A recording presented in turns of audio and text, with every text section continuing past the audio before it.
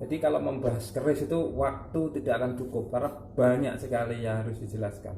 Iya, Ya, saya mau bertanya lagi, ya. Pak Fajar, untuk menjelaskan tentang apa makna dari bentuk-bentuk dari keris ini. Pasti mempunyai makna kan? Pasti. Iya. Ya, ya. Ngomong-ngomong ini keris ini berbeda ya, dua keris ini. Kalau keris ini Nagaraja, keris Nagaraja, Nogorojo. Keris yang hanya dimiliki oleh orang-orang kalangan istana sebetulnya. Dengan ini keris Pandawa, Pandawa Cinarita. Ini sama sebetulnya juga hanya dimiliki oleh kalangan istana, khususnya kasta kesatria.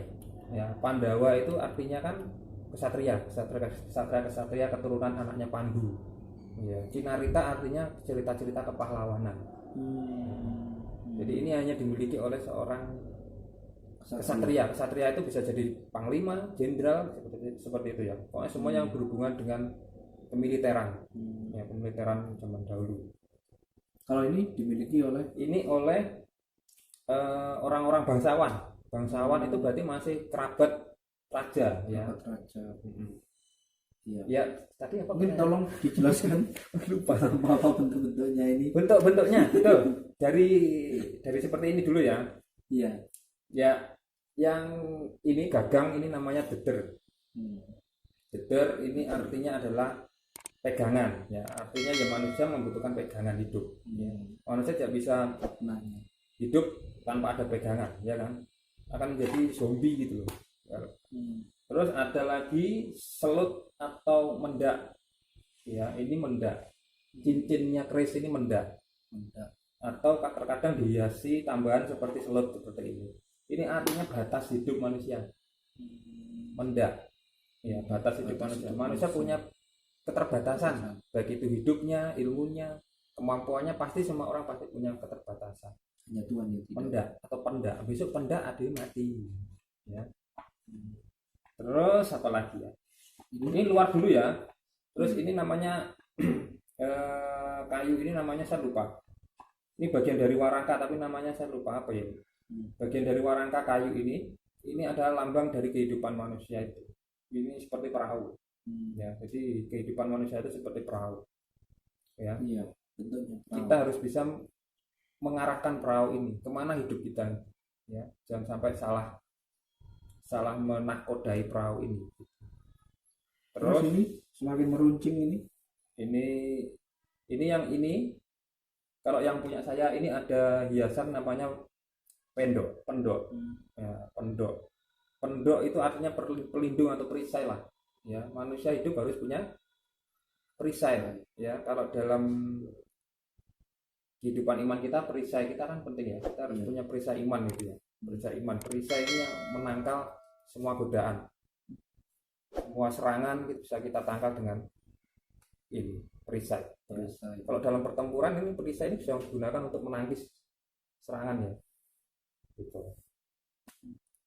Terus kita masuk ke dalam. Oh ya, kalau cara mencabut keris itu ada aturannya. Oh ya. Gitu. Kalau dalam keadaan damai kita harus tekan ini dengan jempol, ya, tekan sampai kebuka, baru ini ditarik. Yang ditarik ininya. Dan damai. Yang ditarik itu warangkanya. Dilolos ke luar. Ketika masuk juga sama, warangkanya yang masuk. Gitu. Kalau Anda mencabutnya seperti ini namanya menantang dalam keadaan atau dalam keadaan damai. Perang ya. Perang. Iya. Kalau damai gini.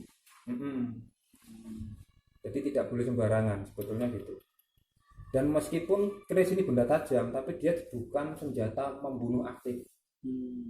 Dia banyak digunakan hanya sebagai simbol. Maksudnya tuh ketika Pangeran Diponegoro melawan Belanda itu kan kerisnya ditaruh depan, berarti itu artinya perang.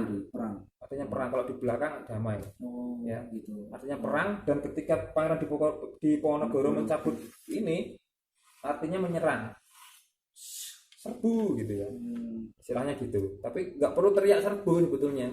Zaman dulu itu cabut kerisnya sudah langsung adukan ke depan, pasukan sudah tahu. Siap.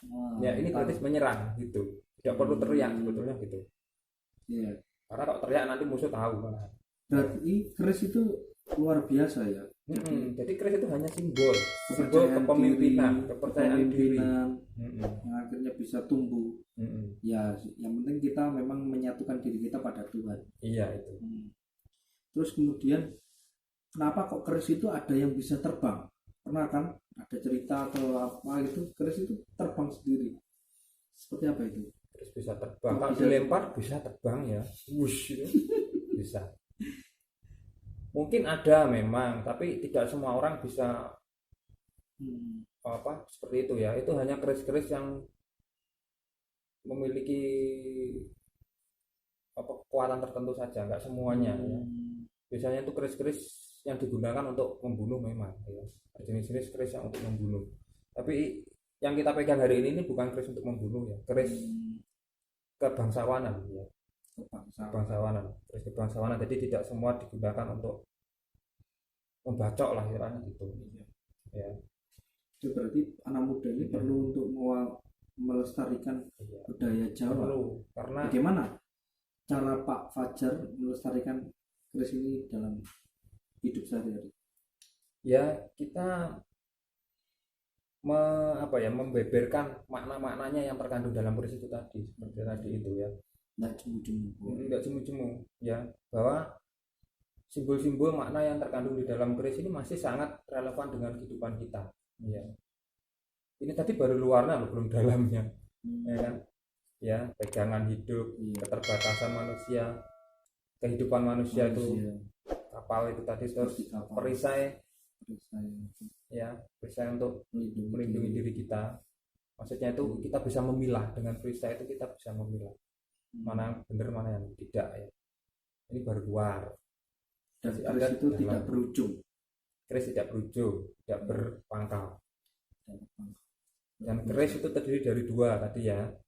Ada wilah dan warangka. Tidak bisa berdiri sendiri-sendiri. Ya. Nah, sekarang kita mungkin masuk ke dalam saja.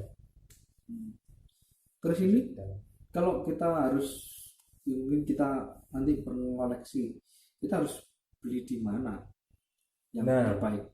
Keris itu kan ada beberapa macamnya, itu sangat banyak Pak.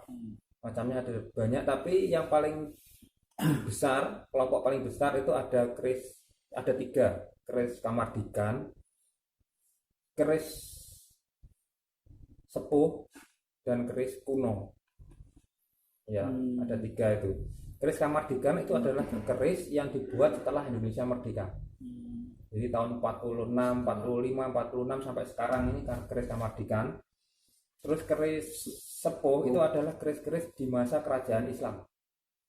Ya, keris Demak, keris Pajang, keris Hamengkubuwono, keris Pakubuwono, keris Madura, keris Tuban ya.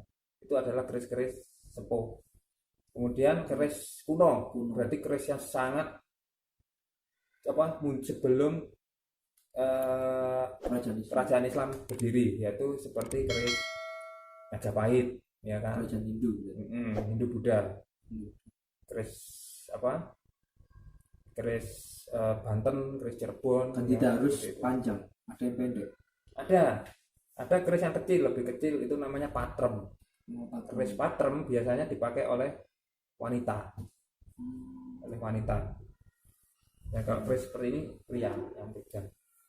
Ya, jadi kita mungkin bisa, Pak Fajar bisa memberitahu bagaimana caranya untuk kita juga mendapatkan keris ini dengan ya mudah. Cara mendapatkan keris dengan mudah, datangi museum ya, lihat koleksi-koleksi museum itu kan biasanya ada keterangan-keterangannya. Nah, itu nanti Anda bisa mengetahui informasi tentang keris-keris itu ya. Kemudian ikut perkumpulan orang-orang yang melestarikan tosanaji. Keris itu disebut tosanaji. Keris, tombak, kujang. Itu perkumpulannya di mana? Banyak ya, Anda bisa cari di Instagram atau di blog-blog gitu ya. Senopati Nusantara, ada banyak sekali. Ya, orang-orang yang masih mencintai budaya Indonesia. Banyak sekali. Keris. Nah, baik. Jadi Pak Fajar ini termasuk orang yang sangat getol untuk melestarikan budaya Indonesia Betul termasuk sekali. keris.